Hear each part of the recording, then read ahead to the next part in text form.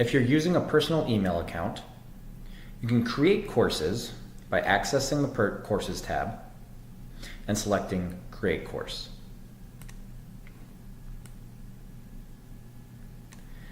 If you want your students to log in with custom usernames and passwords, select the Custom Username and Password course option.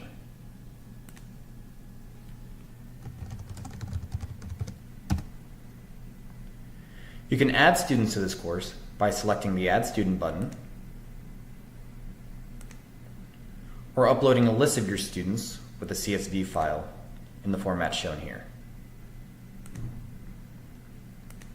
Alternatively, if you would like your students to only have to log in by selecting an icon that represents them, you can create a Select from Grid course.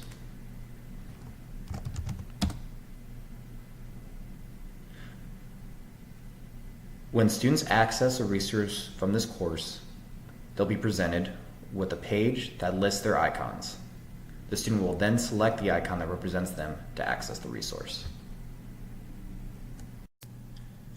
Students will log into the publisher's website as you did earlier, with the account credentials you assigned them.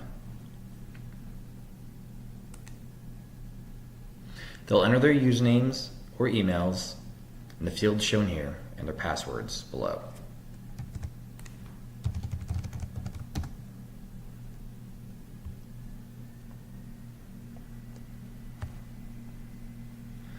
To access content that you assigned, they will find the course in the Courses tab and navigate to the resource.